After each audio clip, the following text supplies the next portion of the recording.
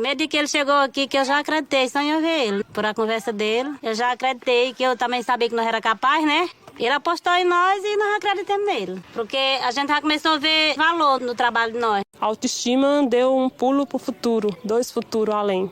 Porque até então aquilo ali para nós era inédito, que nossa própria cidade não valorizava. Eu olhava quando estava produzindo as peças piloto e imaginava quem vai querer comprar isso.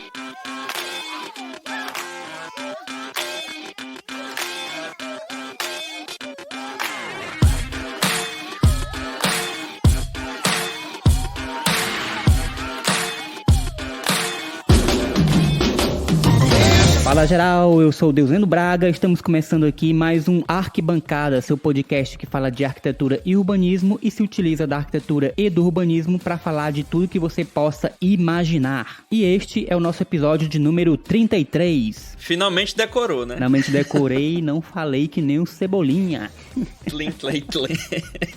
É isso aí, galera. E aqui comigo, como vocês já puderam ouvir, Edmo Campos, diretamente de Teresina, de onde eu acabei de retornar. E aí, pessoal? E aí, Deusleno? Como é que foi aí a chegada em Parnaíba? A viagem de volta foi tranquila, depois de uma passagem aí meteórica em Teresina. Foi rápida? Não é? Foi super rápida essa passagem em Teresina pra gente gravar alguns episódios especiais do Arquibancada que estão vindo por aí. É, cara, foi muito legal, cara. Um final de semana de gravação, foi bem corrido, viu, bicho? Cara, demais, hein? Mas foi muito bom. Muito esforço aqui, viu? Você tá de parabéns também por ter vindo aqui só pra gravar esses episódios. Domingo à noite eu tava só o bagaço. Eu ainda tô aqui sofrendo as consequências.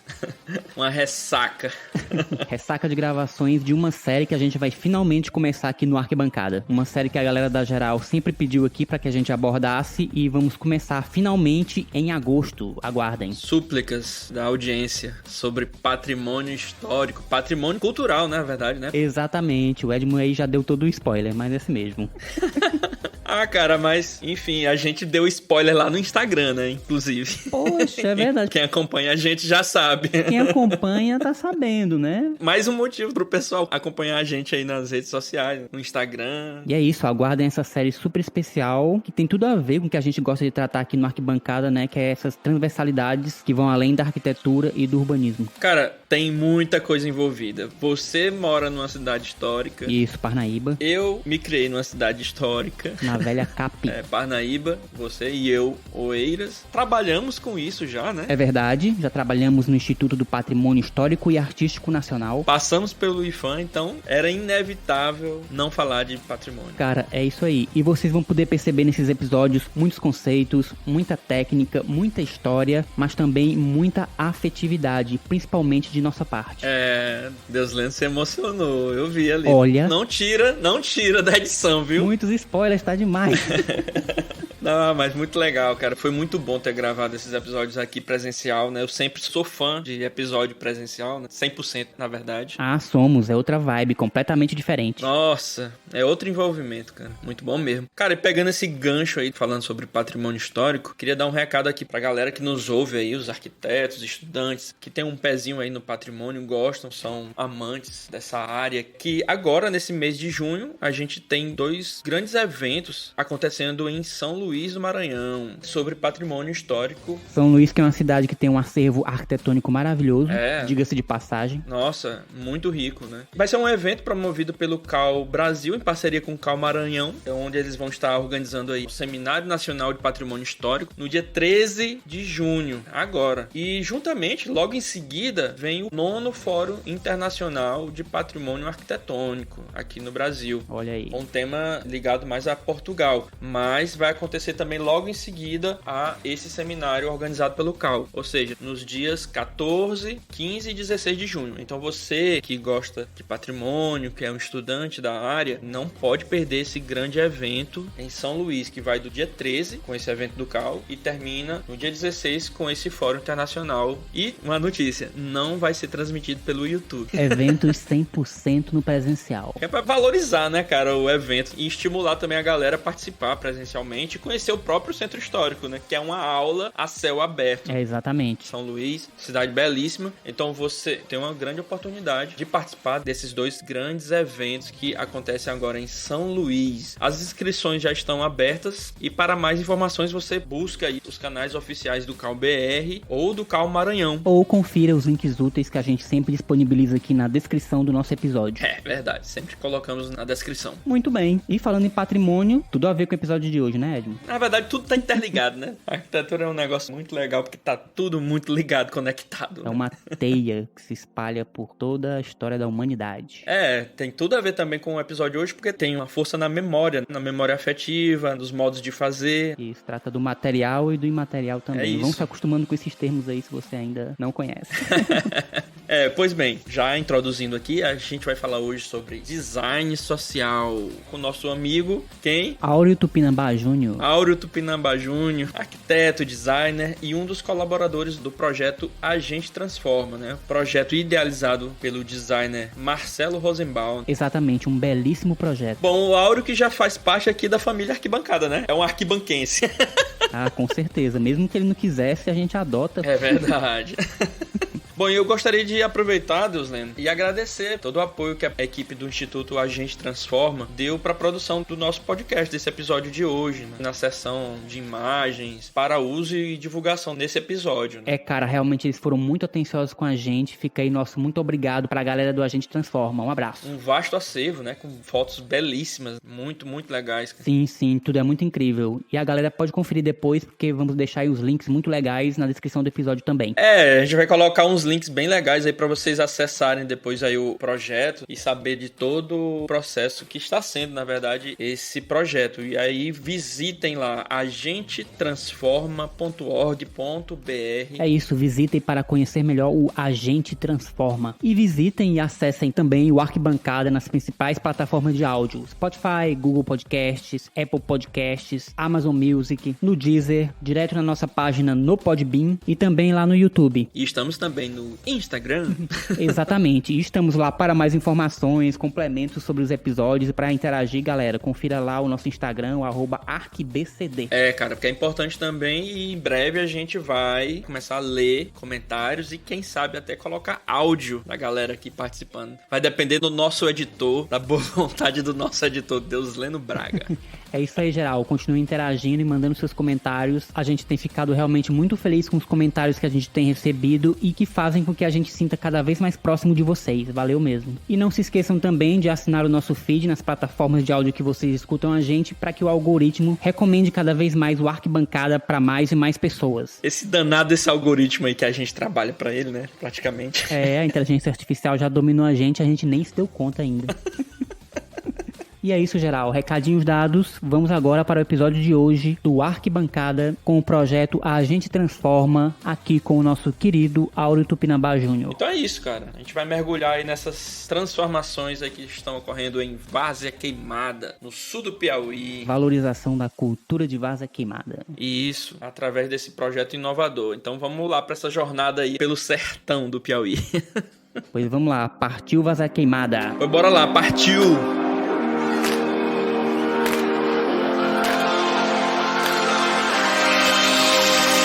Vamos lá, arquibancada de número 33. Diga 33, Edmo Campos. A idade de Cristo.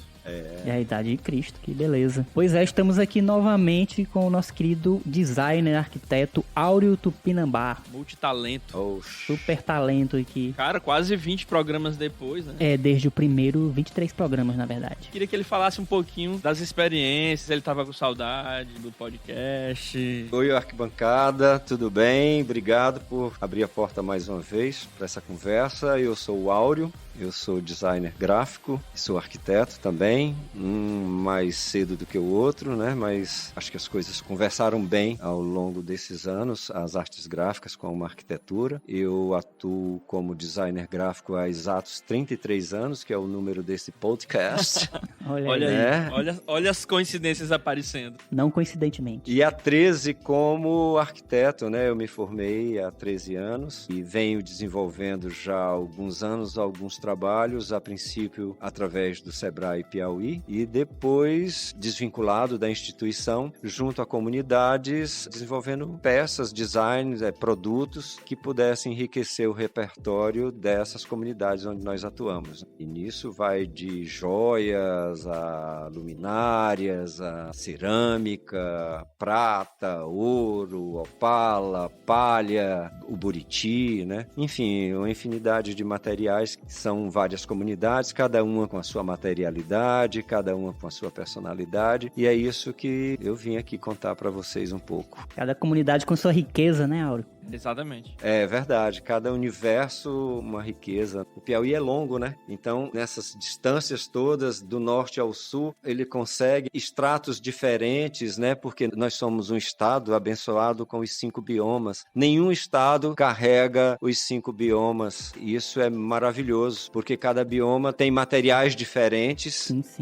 possibilidades diferentes, realidades diferentes. Quando você chega na Caatinga, é completamente diferente do litoral onde nós visitamos. Eu nunca trabalhei no litoral, mas assim, eu conheço os materiais e a realidade. Oeiras, Pedro II, Teresina, São Raimundo Nonato. Então, cada uma dessas cidades tem uma realidade completamente diferente e as suas riquezas, as suas histórias. E a gente vai atrás disso quando vai começar um trabalho, tentar trazer um pouco do espírito do local. Revelar a alma. Revelar a alma. Isso é muito importante. Se não tiver isso, não acontece o trabalho, sabe?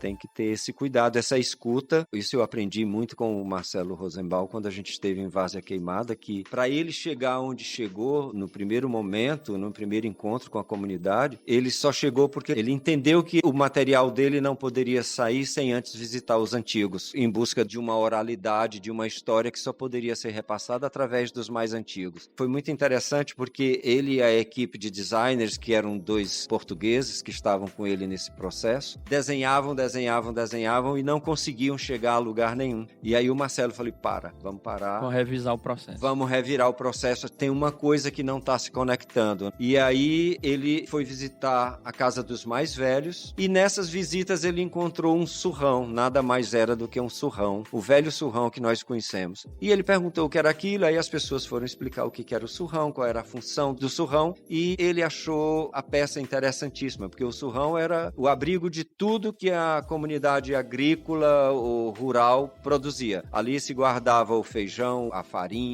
o arroz, todos os grãos da produção rural eram abrigados, guardados nesses surrões. Era o que transportava para as feiras. Aí foi o grande clique, né? É isso aqui que a gente vai atrás. E aí toda a coleção nasceu de um simples surrão, que é tão comum para a gente, é tão banal, e essa lição ficou muito forte de escutar as pessoas. Eu, antes de conhecer o Marcelo, em 2009, eu acredito, nós participamos junto ao Sebrae, de um concurso para o Casa Piauí Design. Era o primeiro ano que o Sebrae estava abrindo para estudantes e profissionais, e eu me inscrevi junto com a Raquel Carvalho. Você se inscreveu como estudante? Não, como estudante. Estudante de arquitetura. De arquitetura. Eu e a Raquel ainda éramos estudantes da Camilo Filho. A professora Ana Lúcia chamou, eu acho que vocês têm a ver. Vários colegas se inscreveram e nós, no ano anterior, estivemos no Puti, eu acho que por quase 6 meses, num processo de mergulho na alma do bairro, porque o estudo que a gente fazia lá naquele momento era para alimentar a nossa participação, a tentativa, né, de participação na Bienal Internacional de Arquitetura de São Paulo.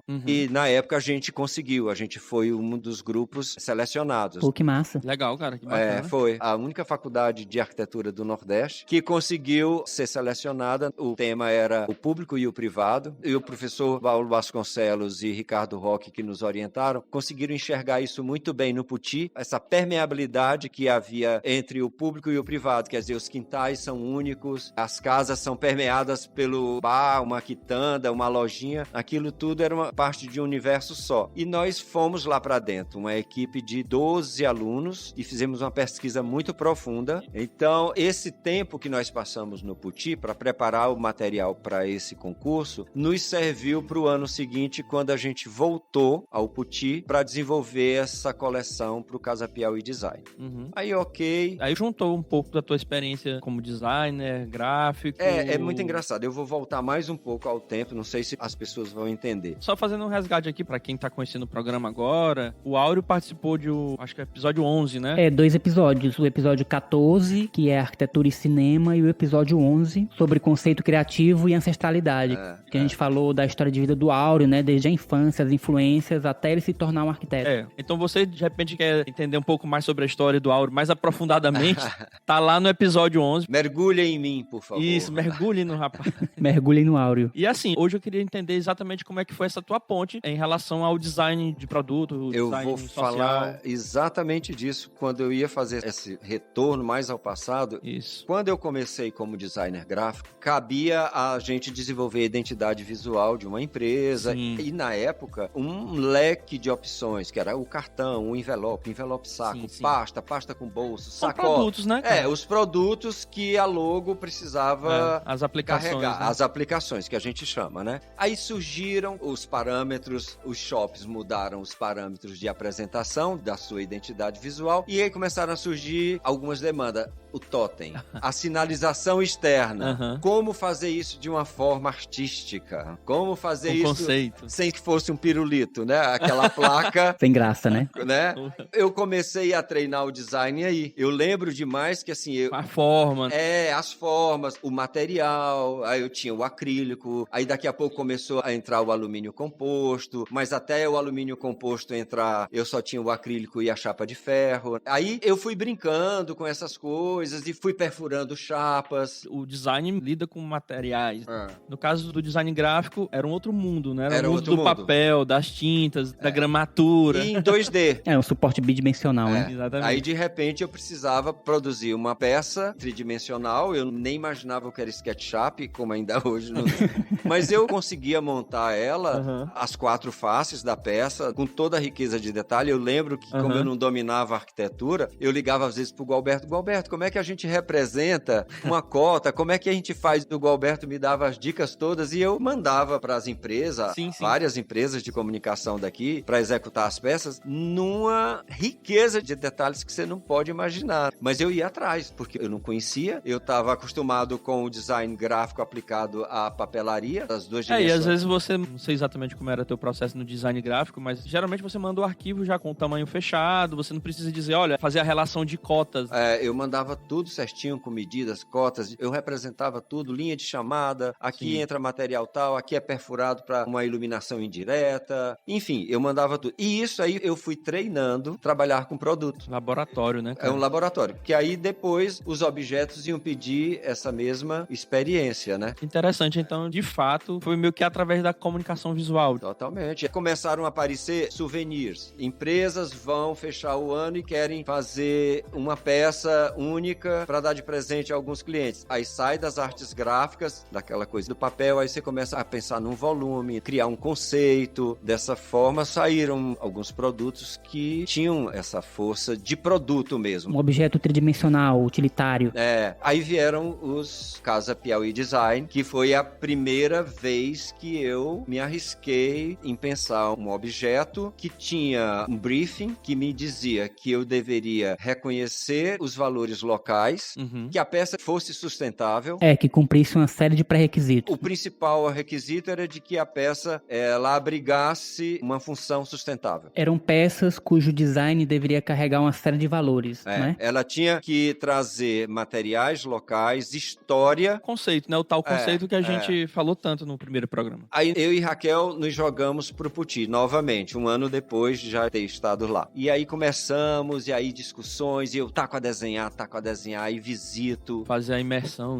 Aí visito, aí levo, marco reuniões. Aí elas olhavam, gente, era uma decepção. Eu ficava arrasado porque nenhuma... Não conectava. Eu acho assim, não é que os desenhos fossem ruins, mas não batia, não tinha entendimento, né? Eles não conseguiam se ver naqueles produtos. Eram distantes dele. Eu fiz 4 projetos. Isso lá no Puti, né? Lá no Puti Velho, junto com as ceramistas de lá, da Cooperarte. E aí, no 4º projeto, eu já estava cansado, o tempo se acabando, porque você tinha que produzir a primeira linha. E aí, eu apresentei o 4º projeto e elas disseram não. Aí eu falei, gente, então vamos fazer o seguinte, o que vocês querem ver? Eu não tô conseguindo atingir vocês. Aí uma lá no canto disse assim, a gente quer ver o peixe. Aí, pá, o tapa na minha cara. Cara, eu quase caí sentado. Eu falei, burro, como é que tu tá numa comunidade ribeirinha e tu não teve o insight, assim, a delicadeza de entender que essas pessoas estão mais próximas desse rio do que qualquer outra coisa. O peixe, é claro, o peixe eles pescam, o peixe eles se alimentam, Sim. o peixe eles vendem. Isso. Exatamente. É a vida deles, É né? verdade. Olha, na hora que ela disse isso, eu fiquei arrasado de me sentir tão imbecil. Não, cara, mas Você tava num processo inteiramente novo. Aí você tava iniciando. Eu me senti tão burro, tão burro. Eu fiquei chocado, eu falei, meu Deus, eu não tô acreditando. Foi tão simples a resposta, sabe? Foi tão honesta, tão verdadeira. Mas naquele momento se cristalizou O projeto. o projeto. Na mesma hora o projeto nasceu na minha cabeça. Eu fiquei numa agonia tão grande que eu olhava pra Raquel, Raquel, me deixa em casa. Vamos embora. Era final de tarde. Eu cheguei em casa, eram as 4:30 para 5 da tarde. Entrei no banheiro, tomei um banho, sentei no computador e por volta das 8 horas da noite eu mandei os 5 peixes pra Raquel. Rascunhos, né? Os desenhos, mandei já todos, com todas as riquezas de detalhe. Ah, caramba. Áureo, de qualquer forma, você tava dentro do processo já, né? Aí quando você resolveu, foi só catarse. Foi catártico. E aí a Raquel pirou. Áureo, é isso mesmo. Vamos. Aí Bateu. bateu com a Raquel, né? Eu falei, agora não é possível, meu Deus, falta elas, A prova. né? A prova final. Aí eu fiz umas pranchas A3 e apresentei no monitor maior pra eles, né? Uhum. E eles amaram. A emoção deles... Eles se viram. Se identificaram. Aí se reconheceram. Aí foi o máximo. Foi aquela vibração, cada uma trazendo uma informação, cada uma trazendo uma coisa. E o projeto nasceu, a gente ganhou o primeiro lugar. Fantástico. E foi a peça mais vendida, porque na época o Sebrae, além de fazer a exposição com os produtos de todos os designers, tinha uma lojinha que vendia os mesmos produtos. E lá o nosso peixe foi uma das peças mais vendidas. Olha aí. Eu contei essa história toda para ilustrar o quanto é importante a gente realmente estar imerso e entender por que caminhos a gente pode enveredar na hora de chegar num produto que tenha essa conexão com o local. E aí nasceu o peixe, nós trabalhamos algumas tramas com a mesma malha que a da tarrafa. A gente já trouxe um outro conceito pertinente ao peixe, só que aí a gente subverte a coisa. Em vez de usar o nylon, nós usamos outro material. E aí fizemos peixe só comido, aquela imagem clássica que a gente tem Da espinha do peixe. né, da espinha de peixe. Enfim, foi muito bom. Pô, que interessante. É.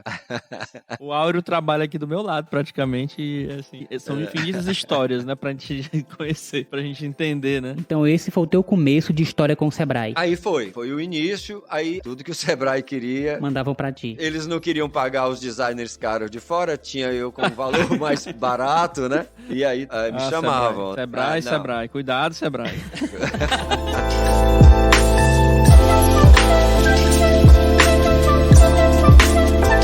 Bom, então vamos entrar aqui no projeto A Gente Transforma, que o Áureo fez parte como colaborador. Eu queria muito que você pudesse nos passar uma breve apresentação aí sobre o projeto A Gente Transforma e como foi esse início da colaboração e esse gancho, exatamente como foi essa ponte entre esse seu trabalho que você já estava desenvolvendo com design social, design de produtos e o pessoal do A Gente Transforma, encabeçado aí pelo Marcelo Rosenbaum. Rapaz, é uma história muito boa. Eu acho que eu sou abençoado que encontrar essas pessoas. Acho que você tá no caminho do bem, né? Porque eu fui passar um Réveillon na Barra Grande. Numa época mais democrática da Barra Grande. Era 2010. Ainda era acessível Barra Grande?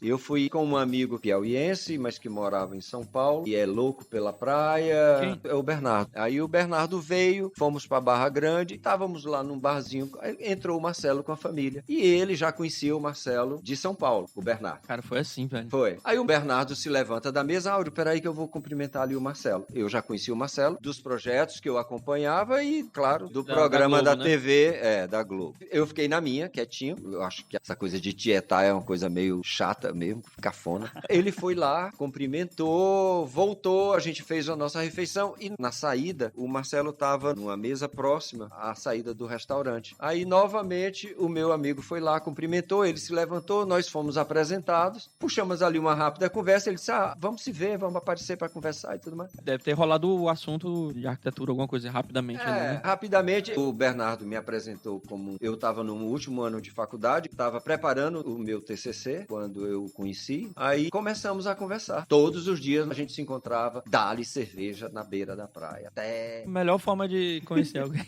E dá-lhe cerveja, e era muitas conversas. À noite a gente ia pra casa dele, e a gente foi conversando, ficamos amigos. Depois que ele foi embora, a gente trocou e-mails, telefones, a gente conversava. E um dia eu tava em casa e ele me ligou e disse: Áureo, você poderia identificar aí no Piauí comunidades que trabalham com uma determinada coisa? Acho que na época já era palha. Alguma comunidade local com um saber fazer único, com palha, né, no caso. A ideia era, ele queria numa determinada região, que se aproximasse do Cariri. O bioma é de Caatinga e que faz divisa com os estados, como o Ceará. Aí eu fiz um dossiezinho, né? Falei, olha, tem as comunidades essa e essa e essa, a materialidade é essa e essa e essa. E aí encaminhei pra ele. Isso teve alguma participação do Sebrae também, não? Não, até aí não. Aí mandei isso pra ele e ele olhou, agradeceu. Eu acho também que eu não atendi o que ele estava querendo, né? Aí, dias depois, uns 15 dias, o Sebrae me liga: Áureo, você é amigo do Marcelo Rosenbaum? Eu falei, olha, eu não diria amigo, mas a gente se fala, a gente... Temos uma colegagem. Temos uma afinidade, é uma colegagem, né?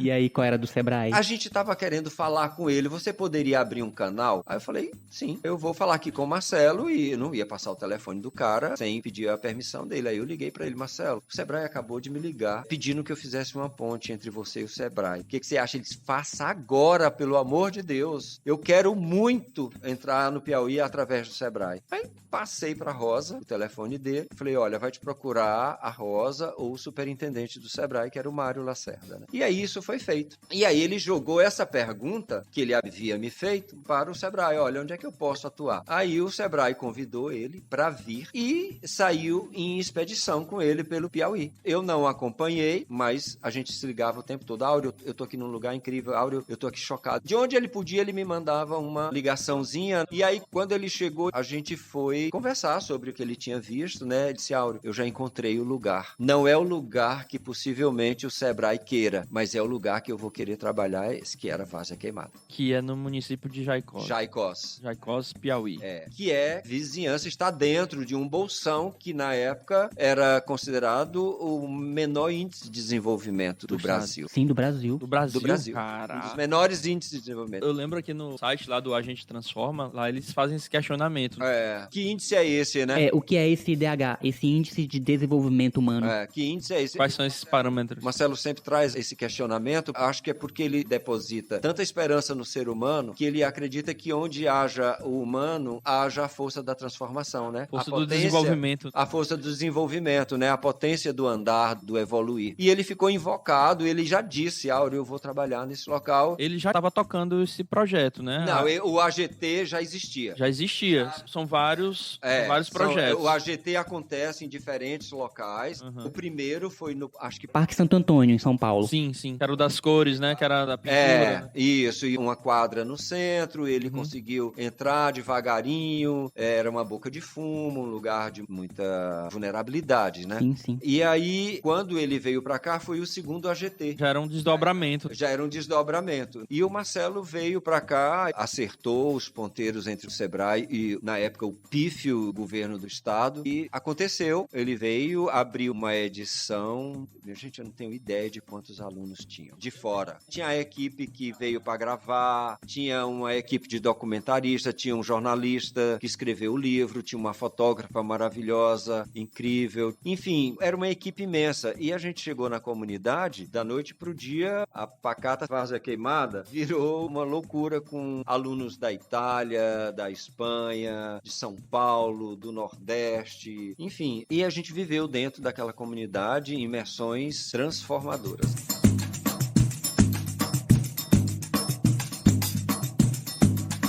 Só me explica assim, então essa primeira fase do AGT, do Agente Transforma, teve o objetivo de entender as potencialidades, era só uma imersão que ninguém sabia ao certo o que é que iria dar, ou já tinha Não, quando vocês chegaram um direcionamento? Já tinha o direcionamento. Quando o Marcelo chegou, ele já tinha enxergado as potencialidades na visita anterior que ele fez. Sim. Ele já tinha percebido o que poderia acontecer, porque olha como é engraçado as loucuras que o Sebrae promove às vezes. É loucura, porque você tirar uma técnica de Parnaíba, da zona rural de Parnaíba, e levar para Lá que você diz pra várzea queimada. para implantar lá uma técnica totalmente distante quando eles têm a técnica deles. Já está lá, né? Pronta. Que foi essa historinha que eu contei antes do Marcelo não conseguir achar o veio e terminou indo na casa da mais velha da comunidade e encontrou o surrão. Sim. Foi ali que ele entendeu que era aquela técnica que ele tinha que usar. Não precisava trazer uma técnica de fora para implantar lá. Não ia ser autêntico, né? Isso, Uma intrusão, né, cara? Isso é egocêntrico, porque você deixa de enxergar as verdades que estão bem ali do seu lado, ego. bem no seu entorno. É ego. Você tá julgando levar algo que você considera superior Isso pra é um local ego. que já tem suas próprias potencialidades e você não tá enxergando elas. Exatamente. Quer dizer, é bonito, é feito lá em Parnaíba, é lindo, é feito com maestria. Mas não quer dizer que, inclusive, as peças que tinham lá, feitas com essa técnica, era de você botar na fogueira de feia, de mal feita. Entendi. Porque eles não tinham a habilidade, eles não tinham o conhecimento da técnica. Não era característica deles. Não adianta. Não se enxergavam lá. Não se enxergavam. Aí o Marcelo conseguiu reverter tudo isso, trouxe à luz dos nossos olhos o velho surrão e aí começou. Áureo, explica aí pra galera de fora o que é o surrão. O surrão é um saco feito de fibra de carnaúba, a palha da carnaúba, trançada, e esse surrão, ele era feito nas comunidades para armazenar, não tinha Tupperware, né? Não tinha latinhas em alturas diferentes com café e açúcar. Então, os víveres, os mantimentos, como a farinha, a rapadura, o arroz, o milho, tudo isso era guardado em surrões. Ele era o pau pra toda a obra do armazenamento. Era o pau para toda a obra do armazenamento. E os surrões, era através deles que os produtos chegavam nas feiras. Os surrões eram colocados na cangalha, que iam em cima do jumento, né? Sim. Aí tinha os ganchos, aí você enganchava um surrão de um lado, um surrão do outro, equilibrava as forças e o jumentinho... Levava. O surrão é isso. É um envelope quadrado, grande, feito de palha de carnaúba. Me diz uma coisa, foi daí que nasceu o Bogoió? Foi. Tem uma história engraçada que o Marcelo escutou o nome errado. Ele escutou o nome, que lá ele chama Bornó, e ele entendeu Bogoió. E aí ficou Bogoió. E eles ficaram com vergonha de corrigir. E aí ficou Bogoió. Então, o Bogoió foi um dos produtos que ele propôs para que a Foi. comunidade fizesse. Foi. Dentre vários produtos, o Bogoió foi uma das peças mais representativas da Que era passagem usado dele por lá. também a palha. A base é a palha de carnaúba. Só o nome que saiu enviesado. Foi. E aí ficou batizado. Mas foi interessante essa passagem porque, à medida em que as mulheres eram mestras na trança, Sim, na palha de carnaúba. né, os homens eram mestres em tirar o couro do pneu de caminhão e transformar. Escultura na borracha. Na verdade, não, mas ele transformava em sandálias ao molde. aos Inspiradas moldes nas Havaianas. nas Havaianas, Aí, sobre a borracha do pneu de caminhão, eles pregavam aquelas EVA de colorido, de tudo quanto é jeito. Era uma coisa, um carnaval, né? Mas as sandálias sem o EVA, elas são de uma beleza, gente. Vocês não têm ideia do nível. Aquilo é uma escultura. O cabresto da sandália havaiana deles é esculpido na mão. É perfeita e nenhuma sai diferente. Eu não entendo aquilo, velho. É perfeita, perfeita. Aí depois eles passam, como se fosse uma lixadeirazinha, ela não tem canto, ela não tem arestas, ela fica toda arredondadinha. Linda. Eu dei uma pesquisada e realmente são peças muito bonitas, cara. Tem um brutalismo, uma coisa interessante naquele, lindo. aquele bloco de borracha. É muito massa, um trabalho impecável.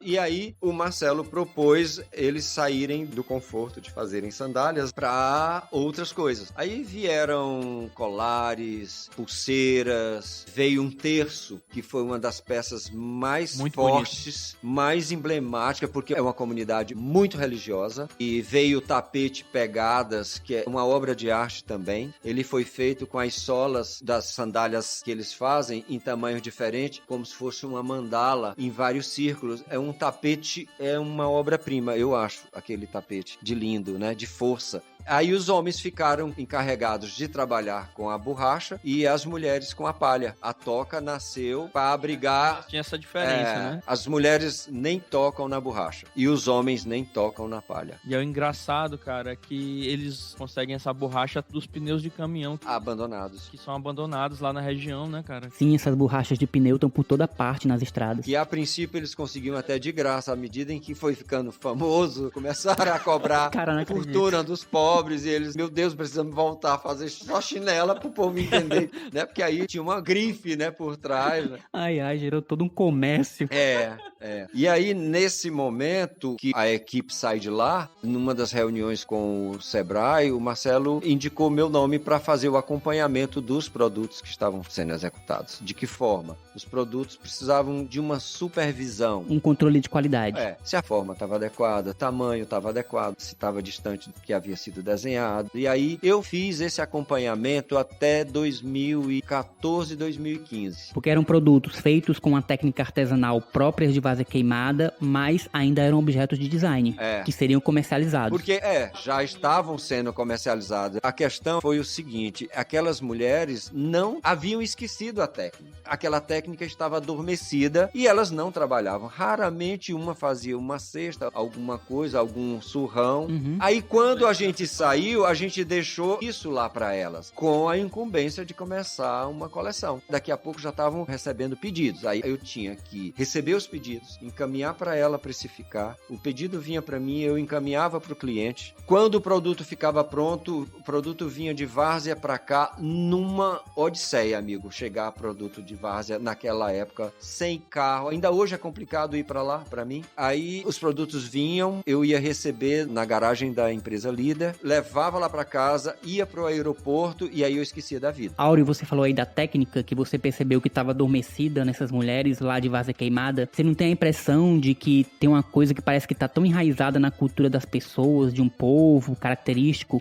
que chega a parecer que é uma herança genética, que tá no DNA daquelas pessoas? Genético, Rapaz, olha, foi Vai assim. na alma. Foi assim, foi impressionante, isso é verdade, Deus lendo. Foi uma reativação, né? Exatamente. Quando a gente saiu de lá, elas já estavam produzindo de vento em popa. Claro que os primeiros bogoiós, por conta da trança, porque existem vários tipos de trança. As pernas, quantas pernas, trança de tantas pernas, eles ficavam flácidos, não eram autoportantes. Então, aí a gente começou a corrigir isso, mudando algumas dimensões, mas tudo de acordo. Enfim, deixamos uma coleção pronta lá e no mesmo ano, em 2012, o projeto AGT foi escolhido pela São Paulo Fashion Week para ser o tema da São Paulo Fashion Week. Caramba. A gente chegou no Ibirapuera, que era onde aconteciam os desfiles, o Ibirapuera inteiro era o Piauí. Eu entrei no Ibirapuera assim me desmanchando, porque os nomes nossos, que são comuns a nós, né, estavam todos impressos, painéis gigantescos com fotografia da Tatiana Cardial, filmes com a narração do Rodrigo Santoro, para as pessoas entenderem aquele universo, entenderem o que era o Piauí, entenderem a ação sustentável que o Marcelo levou para lá, porque a importância desse trabalho também era que quando você extrai a palha, você não mata a carnaúba. Sim, sim. Isso é sustentável.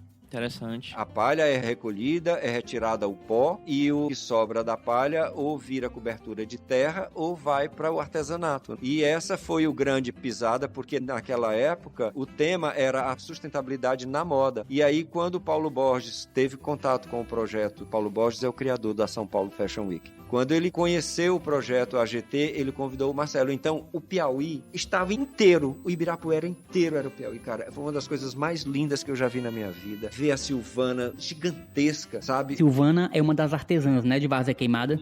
Uma verdadeira fotografia de moda. As imagens, né? As fotos que estão lá, possivelmente da Tatiana Cardial, ela tá com uma blusa rosa choque, eu acho, com um monte de palha em volta. Quer dizer, eram fotos altamente conceituais, lindas, que mostravam o processo, a vida daquelas pessoas. Foi um momento muito especial. E aí, lá havia uma loja para vender os produtos da várzea.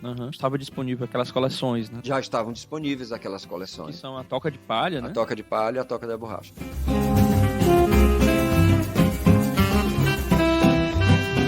Nossa, realmente tudo muito lindo. E você cuidando desses processos em várzea queimada, dos produtos, até chegar nesse ápice, né, que foi a São Paulo Fashion Week. Fiquei com essa incumbência de ser essa pessoa do olho fino em cima do produto. Bote fino nisso. E fiquei com essa responsabilidade, graças a Deus deu tudo certo. Com pouco tempo, as meninas já estavam aparatadas para despachar de lá produto para qualquer local do país. De lá mesmo de várzea queimada, pô, importantíssima essa parte, hein? É um avanço, Autossuficiência, né? Uma autossuficiência. Então, com pouco tempo, de lá elas conseguiam despachar para qualquer lugar do país. Cara, é uma vitória. É uma vitória. E aí vieram as lojas da Companhia Marítima, todas revestidas com esteiras. Todas, quando eu digo todas as lojas são revestidas quase que inteiramente com esteiras da várzea queimada. E aí foram vindos os projetos, o olhar do Brasil, e eu lamento aqui, tenho que falar, eu acho que o piauiense é o único que não consegue olhar para a várzea queimada, acho que além de poucos amigos arquitetos, mas assim, onde eu posso num projeto eu incluo uma luminária, o tapete veredas do Marcelo, que é lindíssimo, sabe? Esse outro tapete mesmo, os meninos não estão mais fabricando com a borracha esse tapete pegadas, mas o que for de palha eu estou empurrando. Eu estou colocando nos projetos. Valorizando. Tem que valorizar mesmo. É uma comunidade incrível. Com uma disponibilidade, assim, eu trabalhei com muitas comunidades e eu não posso deixar de dizer que Várzea Queimada, ela tem sempre um sim para você. Ela nunca diz não. Por mais difícil que seja o desenho ou complexo, nunca executado por eles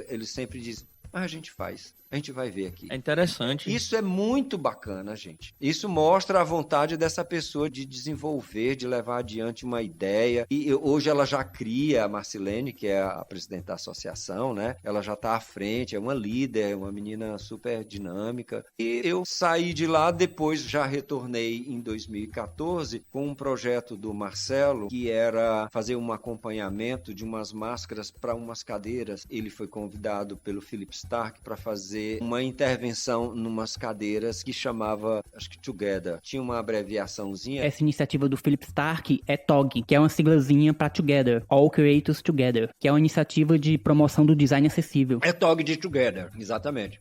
E vários designers do mundo inteiro iam interferir nessa cadeira, que é bem básica, bem simples. E aí eu recebi um mock-up, o Marcelo e o Paulo mandaram, e a gente fez essas máscaras para encaixar aqui nos encostos, né? E eu fiquei uma semana lá com a comunidade, refazendo, montando, refazendo, até que chegamos ao formato correto. E aí foi para Milão. Enfim, esses produtos já estiveram no ano seguinte em Milão, ou no mesmo ano que nós estivemos, ele ganhou um espaço num palácio para montar essa coleção. Áureo, mas me diz uma coisa, como a gente consegue ter acesso a essas peças? Você pode falar com o Moá. E assim, no site mesmo? Veja se o site tem um catálogo. Se tiver o catálogo, você pode anotar e me pedir. Não existe um espaço aqui em Teresina? Tem não. Eu tenho vontade, eu vou falar isso em público pro povo tomar essa ideia de mim, mas eu tenho muita vontade de abrir um cantinho e ficar lá o dia todo costurando, bordando e o povo entrando e saindo e dizendo não para as peças.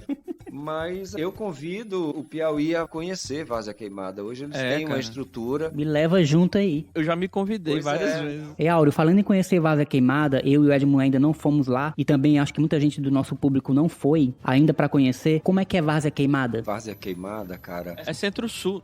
Ali acho que é sudeste. Exatamente. É um vale. Várzea Queimada está realmente incrustada no meio de um vale, onde de um lado tem uma serra, do outro também. E tem um rio, que esse rio, ele enche uma vez, 2 vezes no ano, né? Uhum. E aí ele vem com aquela força e passa, o povo toma banho nele. 2 dias depois ele sumiu. Caramba! Ele sumiu, vocês não têm ideia. Ele some, porque ele tem um leito tão arenoso e é uma areia tão grossa que absorve. Absorve. Mas aí, assim, você anda em cima, você percebe a umidade. Se você cavar 15 centímetros, você deu na água. É por isso que ele enche rápido, né, também. Ele já tá lá.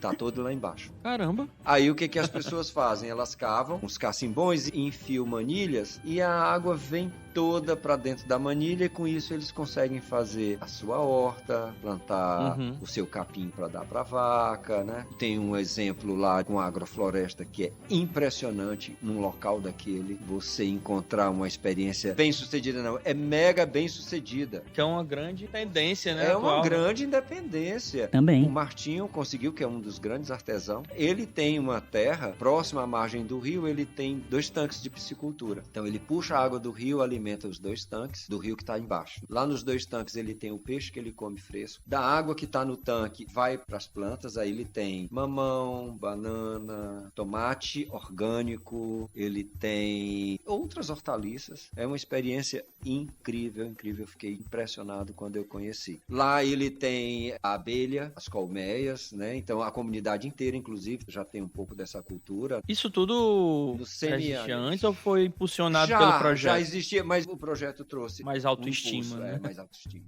O projeto trouxe muita coisa de boa para Várzea Queimada. E lá é um povoado, né? Não é uma cidade. É um povoado ainda. Zona rural. É zona rural de Jaicós.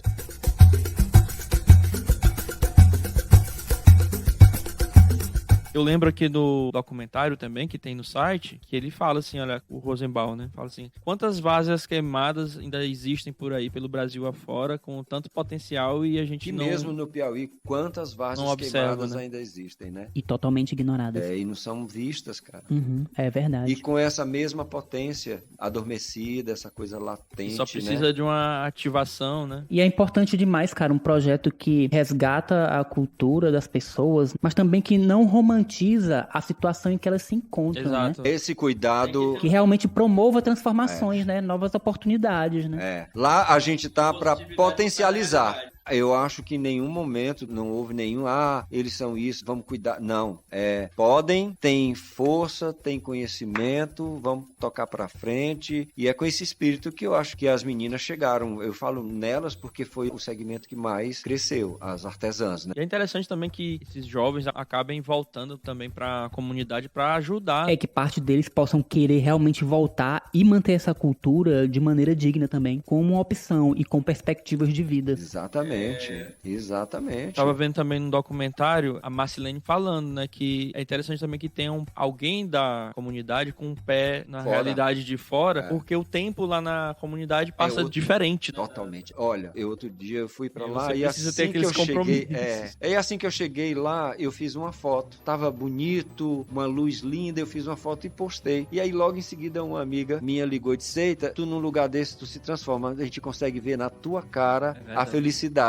Quando eu chego lá, eu me sinto assim, porque o tempo, que foi uma coisa que eu aprendi com a pandemia, o tempo é nosso. É verdade. É. O tempo não é essa máquina que 8 horas você entra no seu escritório e sai às 18 horas, não. O tempo é nosso. Eu é que invento a maneira de melhor produzir quando eu estou em melhores condições, quando eu estou... Não estou falando aqui num papo bicho grilo, não, de dizer, eu só quando eu estiver inspirado. Não, não é isso. Não, de jeito nenhum, faz sentido total. Mas você produz mais quando você se dá essas condições, eu acho. Essa fragmentação mecânica, né, que a gente deu sim. ao tempo, Isso é coisa do capitalismo, cara. faz uma certa desconexão com cada pessoa.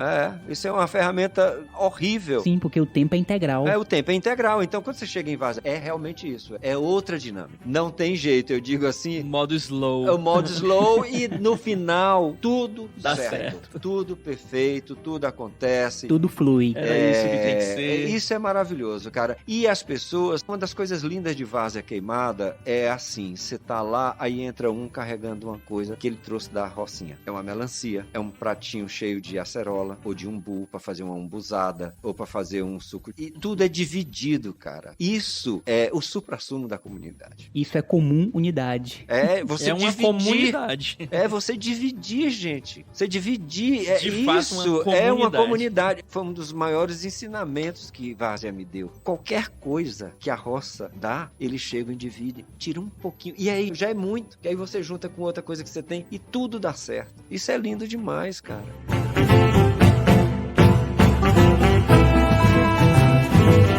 E, Áureo, agora vamos falar aqui do momento presente. Eu sei que você tá indo bastante lá ultimamente. Me conta aí os desafios para esse ano. O que é que vocês estão planejando para essa continuidade desse belíssimo projeto lá em Várzea Queimada? Esse ano tem muita coisa a vir pela frente, porque ano passado, por volta de agosto, o Marcelo entrou em contato comigo e perguntou se eu podia assessorar ele aqui, para que ele não ficasse indo e vindo, porque eles estão criando a Casa Carnaúba. O que é a Casa Carnaúba? E já envolve a arquitetura.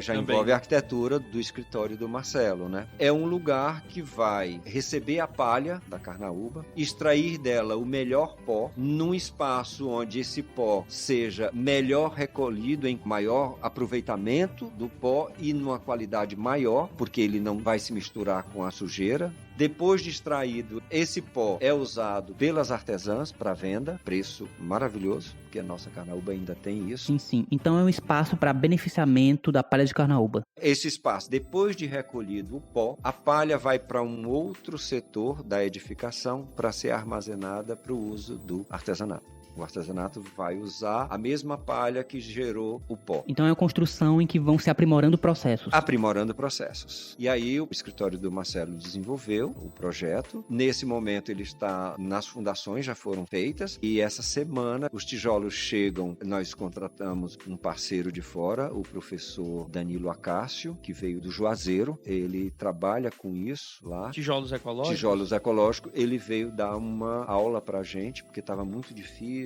É uma coisa muito mágica, porque as relações entre solo, cimento e água são dificílimas de ser encontradas, e com a vinda dele foi maravilhoso. Ele trouxe informação. Teve envolvimento também da Federal? Teve, a Federal está envolvida. Nesse último final de semana estivemos com o professor Danilo Acácio e com a professora Luciana Barbosa. A universidade em questão é a Universidade Federal do Piauí, certo? Isso. A gente sempre tem essa mania de falar Federal. A gente tá aqui, né? Acho que isso aí tem ela, né? Aí, os tijolos que nós produzimos há pouco mais de uma semana chegam, vão passar por um novo teste. Já fizemos esse processo 3 vezes. O primeiro deu certo, mas os parâmetros foram errados. O segundo, os parâmetros não foram atingidos. E aí, contratamos essa pessoa, que é o professor Danilo Acácio, lá do Juazeiro, para dar essa consultoria. Foi, assim, a mão de Deus sobre a obra. Que legal. Importantíssimo. Foi, assim, uma aula que ele deu. De uma maneira, pela sua habilidade como professor, ele transmitiu a ideia do Marcelo que os jovens da comunidade se envolvam com o processo e puxem para si dali para frente esse fazer. Sim. Que esse conhecimento fique... Que bom que não seja só a construção de um espaço, O né? Marcelo não está preocupado não só o espaço só pro com produto, o espaço. né? A ideia é dele deixar lá uma máquina que o AGT ganhou para esse projeto, Pra uma fazer os prensa, tijolos, é uma né? prensa manual, uma prensa boa, continua lá fabricando os tijolos. Olha aí, daqui a pouco vão sair lá arquitetos e engenheiros de lá.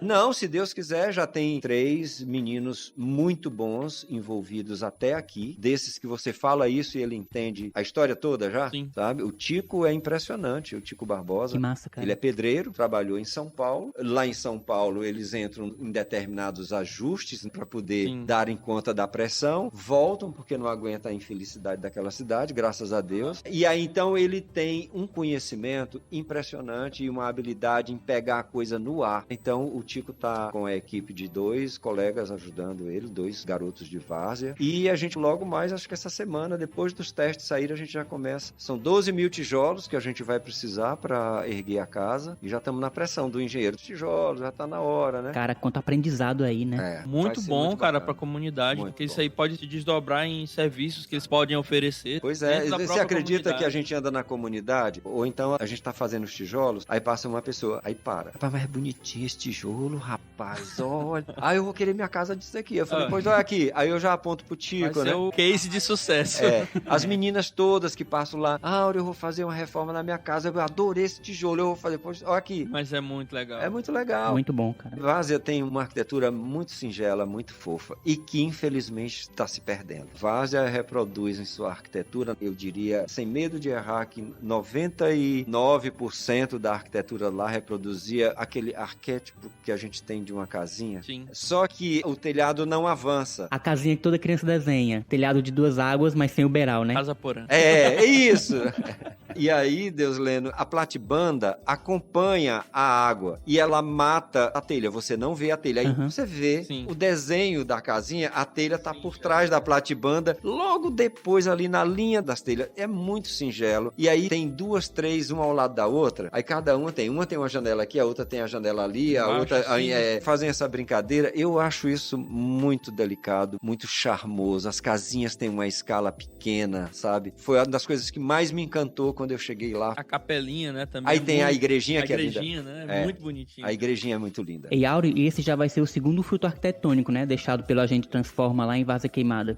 Teve um mutirão. Teve o mutirão. A Casa das Toca das Possibilidades. Toca das Possibilidades. A Toca, ela foi erguida através de um projeto dos arquitetos permaculturistas Tomás Lotufo e Henrique Pinheiro, que acompanharam o Marcelo na primeira vez. Eles desenvolveram um projeto para essa lavanderia que estava abandonada, virou um aprisco. Os bodes da região todos dormiam lá. Era abrigado, tinha um abrigozinho. Essa do Marcelo seria realmente a segunda intervenção arquitetônica. Ela está quase no sopé de uma encosta. É lindo, porque tem um morro lindo que sobe logo atrás. Ela está quase que mimetizada a paisagem, cara. E é camuflado, um arrojo, né? E é um arrojo em desenho. É como se fosse um 8. Ciclos infinitos. São 2 círculos. Infinitas possibilidades. Infinitas possibilidades. Ela vai estar dominando a paisagem ali de uma forma... Eu achei lindo. Tomara que essa técnica realmente se multiplique na região, porque tem tudo a ver. E tem alguém lá que possa ganhar dinheiro com isso, né, cara? Multiplicar. Trazer isso, né? Instruir, formar, replicar. Sim, o conhecimento, isso é importante. Verdade. Quando o conhecimento fica só não vale a pena. Tijolos feitos da própria terra. Da própria terra. Essa foi uma coisa que o Marcelo lutou muito, de que fosse terra de lá. Para ser sustentável, tem que ser de lá. Mas é porque em um momento houve um complicador tão grande com relação à execução desses tijolos que o Marcelo chegou a cogitar a comprar o tijolinho assado. Padrão, né? Que é o caminho mais fácil. Que é o caminho mais fácil. Aí ele chegou a me perguntar, Áureo, tu acha que vai... Eu falei, Marcelo, o tijolo é lindo, você conhece o tijolo, a casa da Marcilene é feita com esse tijolo, que é lindo o tijolo. Mas é uma outra coisa a cor do tijolo prensado. É, totalmente diferente. É impressionante. É verdade. Então vai ser uma peça mimética, né, assim, completamente ambientada, perfeitamente ambientada com o cenário onde ela vai ser implantada. Cara, que bom que o esforço todo de acertar o traço desse tijolo deu certo, né? Já deu, tomara. Segunda-feira a gente vai receber aqui os tijolos. Já ligo para a professora Luciana para que ela venha buscar. Estamos nessa. Pô, cara, a cada dia que passa, tô mais louco para conhecer Várzea Queimada. E eu também. Vamos ver. Eu possivelmente retorne logo que os resultados dos corpos de prova saírem. Se a gente atingir o índice, eu vou e possivelmente eu fique uma semana. Legal, muito bom.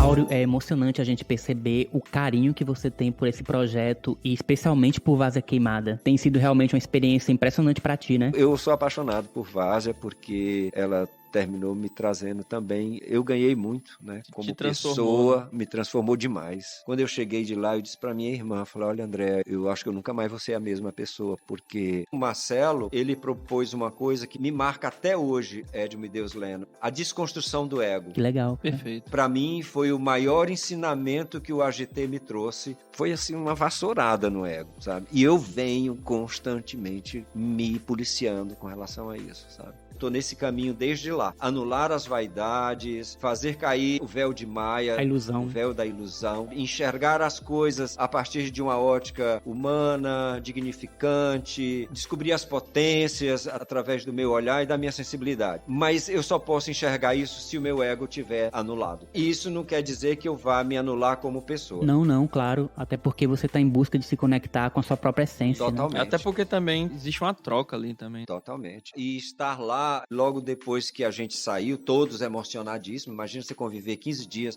deixar erguido o que era uma lavanderia popular desativada, que virou abrigo de cabra. Sim, né? Aquela lavanderia se transformou na Associação das Artesãs, um lugar para elas produzirem. E que foi construído em conjunto, com várias mãos, várias mentes totalmente distintas, mas todas realmente voltadas com o olhar para a comunidade de Várzea Queimada. Foi um lugar que foi construído pelos estudantes e arquitetos que estavam lá lá no local. Mutirão, né? E são experiências que realmente exigem, assim, uma mudança de atitude e de consciência muito grande, principalmente em relação ao que a gente está acostumado no dia a dia. Para estar em processos como esse, Deusleno, a gente tem que estar aberto. Total. Totalmente aberto. Totalmente aberto, porque são realidades tão distantes de uma casa, de um apartamento onde você vive encerrado, onde você julga que ali tudo está afinado e não é nada disso. Sim. Eu voltei destroçado, gente, vocês não têm ideia. Na minha cabeça era só isso, ego. Acabar meu ego. Eu venho falando isso pra mim há 11 anos, de anular essa vaidade. Eu acho que isso vale pra todos os criadores, né, cara? E eu sinto que essa atitude, ela vai contra o modus de Instagram, de você se tornar instagramável. Tudo tem que ser instagramável, né? De você estar toda hora... Eu faço isso, mas eu acho que eu faço isso de uma forma não tão predadora ou voraz. Não obsessiva, né? Sabe? É importante. Eu acho que o conteúdo que eu posto tem sempre uma preocupação. Eu não tô puxando aqui nada pra mim, não, pelo amor de Deus, eu estou falando aqui de ego, mas assim, algumas pessoas não vivem mais a vida fora do Instagram. O Instagram é a vida delas. Sim, o propósito, né? Então, Várzea, acho que ela me transformou muito mais do que eu pude levar de transformação pra ela, sabe? Pô, cara, que massa. Lindas trocas, né? Lindas relações. Numa fala do Rosenbaum, ele falou exatamente isso. O projeto de Várzea Queimada não seria a mesma coisa se não fosse esse processo. Existe o produto, digamos assim, a finalidade daquele trabalho, Sim. mas o processo é muito mais importante do que o produto. O humano, porque sem ele não tem o produto. Isso, o envolvimento da comunidade e toda essa cultura que foi reativada é muito mais importante do que o produto em si. Ali é só um coroamento de todo o processo. Realmente a cereja do bolo, né? Porque se esses processos não acontecerem,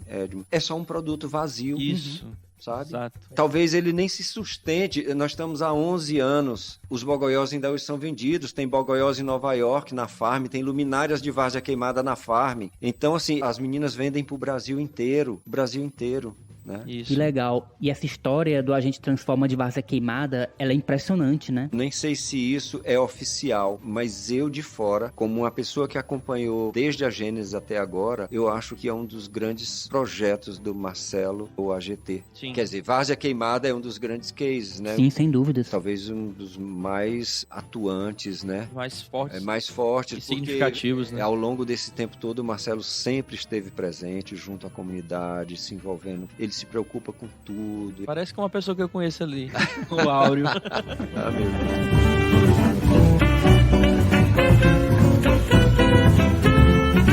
Áureo, que bom, cara, que esse contato com essa comunidade, com esses saberes, essa reativação, como o Edmo falou, de tudo, que é muito próprio de lá, como isso foi feito com muito cuidado, com muito empenho realmente de querer transformar a vida dessas pessoas, né? Como é importante você saber reconhecer esses valores, esses saberes, e também a gente não romantizar as dificuldades que essas pessoas normalmente têm. Sim. E de não ficar preso só às coisas que fazem dessa comunidade algo particular, né? Que são esses saberes. Mas também fazer com que ela se expanda e de como é importante você buscar se conhecer como pessoa, para que você consiga se livrar principalmente de preconceitos, para poder ter um bom contato com a cultura do outro, para que durante esse processo você não só mantenha e reconheça os seus próprios valores, mas que essa consciência sirva também para você respeitar o dos outros. Suas referências mais íntimas. Né? Isso, porque assim você traz de volta desse contato uma experiência que expande não só você, mas também o teu próprio meio. É verdade, Deusleno. Também adorei a conversa, sempre muito bom conversar com o Áureo. Eu acompanhei toda a jornada dele em relação aos contatos que ele teve aqui, um cara super preocupado e super empenhado nesse projeto em particular, mas de forma geral ele tem sempre esse cuidado com todos os clientes dele.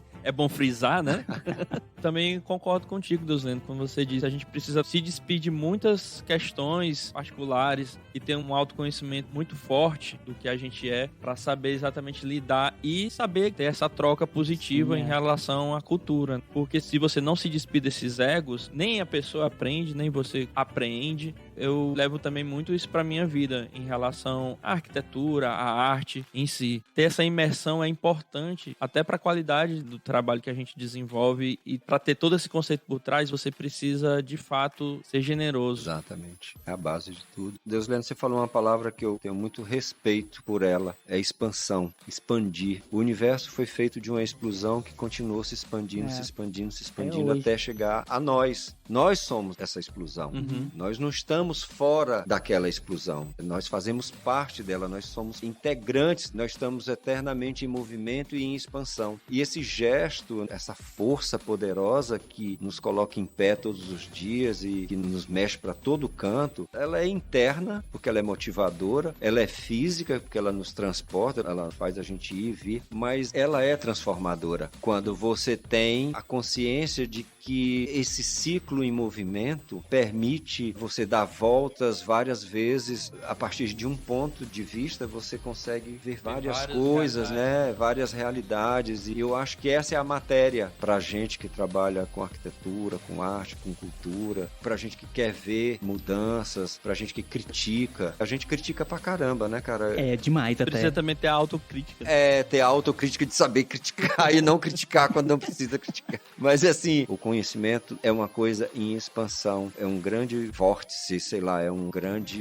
movimento e que precisa de agentes como a gente para levar isso. Vocês fazem isso através de tantas coisas e eu acho que a gente está aqui para isso, para expandir esses campos. A gente se acomoda tanto às vezes. Então, assim, me tacar daqui pra Vaza Queimada não é fácil, mas é bom. E quando eu tô lá, eu costumo bancar o fresco. Falei, olha, desculpa aqui, o sinal é ruim. Aí eu desligo. Sendo que agora tá internet. Né? Quem sabe a gente não grave um programa lá um dia. Olha aí. Olha aí, seria incrível, hein? Nossa, a Marcilene vai adorar. E quem sabe o Marcelo estando por lá, né? Seria espetacular. Seria ótimo Marcelo pra coroar essa fase nova do projeto. Né? Ele vai vir, eu não sei ainda a data. Sim. Eu vou, acho que, saber logo depois que os resultados saírem. Muito bom. É isso, gente. É isso. Cara, é um prazer sempre a gente te receber aqui. A gente já tava com saudade dessas conversas. Obrigado. Pois é, nunca mais nos vimos, né, cara? Quase 20 programas depois. Eu vejo o Áureo dia sim, dia não. E é um papo sempre de muito coração e espero que nossos ouvintes também sintam isso. E que gera na gente muitas reflexões depois que acaba. E como o Áureo mesmo falou, mergulhem nele porque realmente é uma fonte incrível. É uma fonte inesgotável de conhecimento. Oxe, obrigado. Ah, cara, a gente é que agradece, valeu demais. Obrigado, querido. Eu que agradeço. Obrigado. Um abraço, Áureo. Um abraço, queridos. pessoal. Um abraço e até a próxima. Tchau, tchau. Um abraço.